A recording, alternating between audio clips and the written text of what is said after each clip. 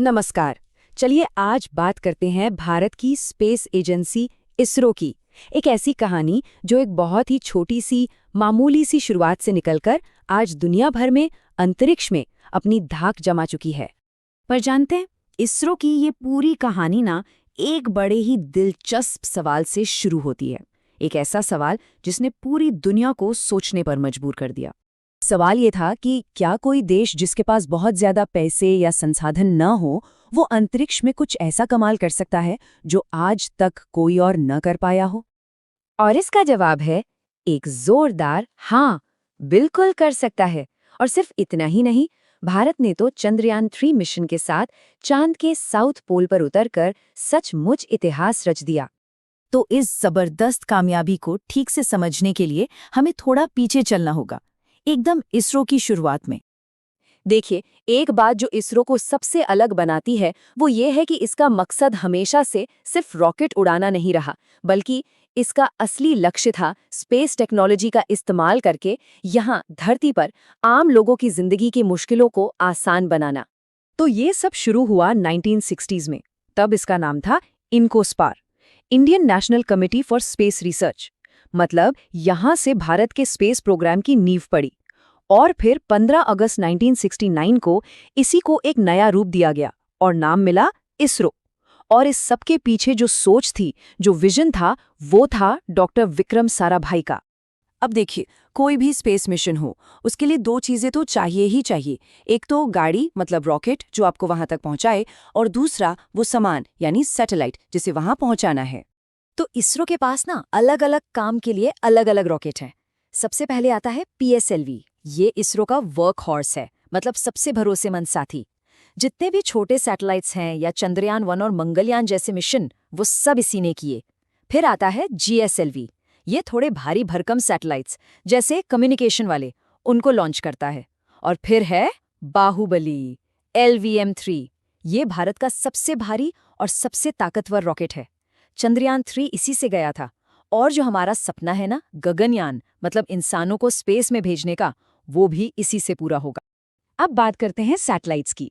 इसरो के सैटेलाइट्स को हम 3 बड़े हिस्सों में बांट सकते हैं। पहले है कम्युनिकेशन सैटेलाइट्स, मतलब इनसैट और जीएसैट सीरीज।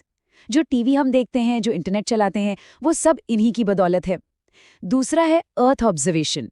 ये सैटेलाइट्स मानो आसमान से हमारी धरती पर नजर रखते हैं।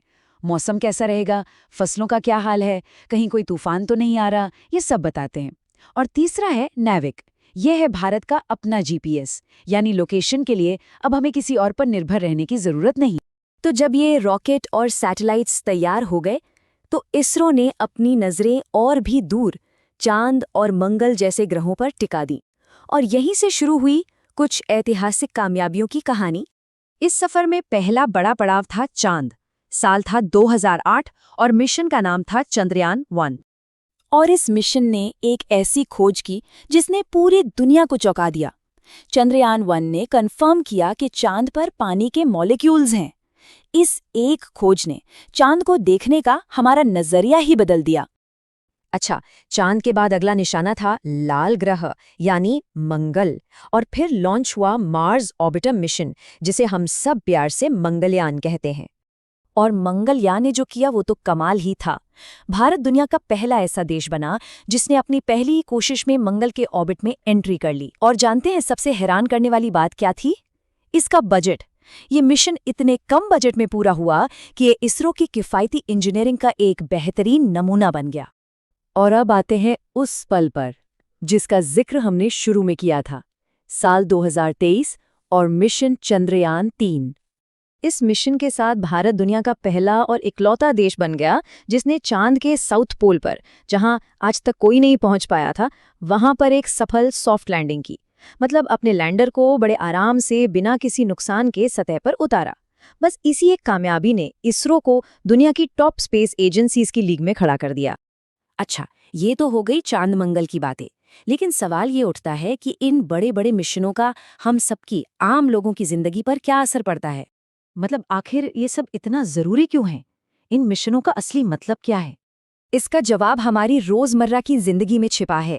किसानों को मौसम और फसल की एकदम सटीक जानकारी मिलना, किसी भी चक्रवात या बाढ़ जैसी आपदा के आने से पहले ही चेतावनी मिल जाना, जिससे हजारों जानें बचती हैं। पूरे देश में डिजिटल क्रांति लाना, चाहे वो फोन हो या इंटरनेट, और तो और दूर दराज के इलाकों में पढ़ाई और इलाज पहुंचाना, ये सब इसरो की ही देन है। तो ये तो हुई आज तक की बात। अब जरा देखते हैं कि आगे इसरो के इरादे क्या हैं, और यकीन मानिए ये बहुत बड़े हैं। तो आने वाले समय में हमें क्या क्या देखने को मिलेगा? सबसे पहले तो गगनयान, जो भारत का पहला मिशन होगा जिसमें हम इंसानों को स्पेस में भेजेंगे। फिर है आदित्य L1, जो सूरज की स्टडी करने के लिए भेजा गया है।